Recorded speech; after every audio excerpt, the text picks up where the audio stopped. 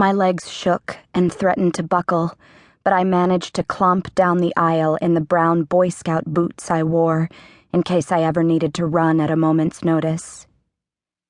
The heavy tread drew unwanted glances and at least one raised eyebrow, but nobody uttered a word. "Good morning," I said to a woman with a puff of black poodle curls crowning her head. "Morning," the woman grunted into her gauze.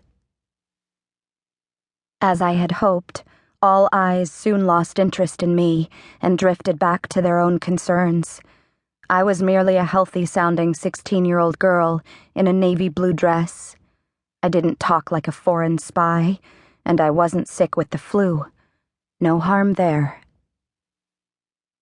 Coal-colored traveling suits, paired with fresh cotton masks, gave the compartment a surreal black and white appearance, blurred slightly by the onion scent snaking in from the dining car.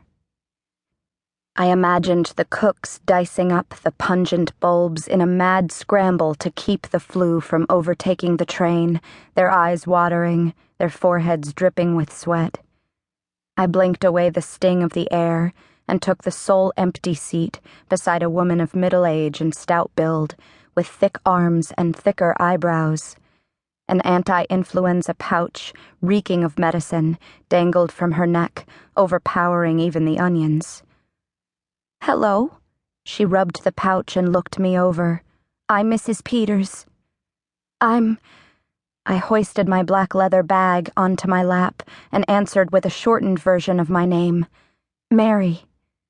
The newspapers rustling around me more than likely carried an article about my father, and I envisioned a mention of me.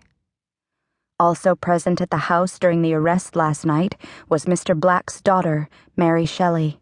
The girl seems to have been named after the author of a certain horror novel with an extremely German-sounding title, Frankenstein. "Is that a doctor's bag?" asked Mrs. Peters. "Yes." I squeezed the handles tighter. It was my mother's. "Your mother was a doctor?" "The best one around." "I'm sorry she's not on this train with us." Mrs. Peters eyeballed the other passengers. "I don't know what will happen if anyone collapses while we're en route. No one will be able to save us. If we get sick, we'll probably just get dumped off at the next stop." She wrinkled her forehead and gasped, "What a highly unpleasant thing to say." I shifted my knees away from her. "If you don't mind, I'd rather not talk about the flu." Mrs. Peters gasped again. "How can you not talk about it? We're speaking through gauze masks, for heaven's sake. We're crammed together like helpless—" "Ma'am, please, stop talking about it. I've got enough other worries." She scooted an inch away. "I hope you aren't riddled with germs. I hope you aren't either." I leaned back against the wood and tried to get comfortable despite my surroundings and the nausea that had been haunting me ever since my father's arrest. Images of government officials punching Dad in the gut and calling him a traitor flickered through my head like grotesque scenes on a movie screen. Steam hissed from all sides of the car. The floor vibrated against my boots. My hands and knees trembled, and my teeth chattered with the frantic intensity of a Morse code distress signal. Tap, tap, tap, tap, tap, tap, tap, tap, tap.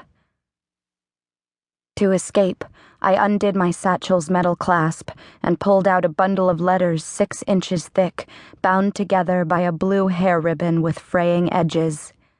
I slid a crisp, cream-colored envelope out from the top of the pile, opened the flap, and lost myself in the letter.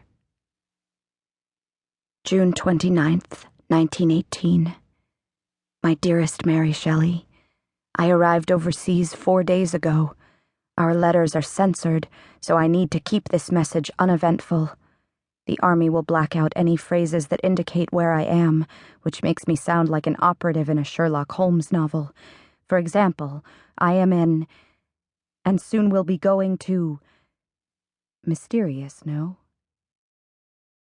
I received your letter, and as much as seeing your words on paper sent my heart racing,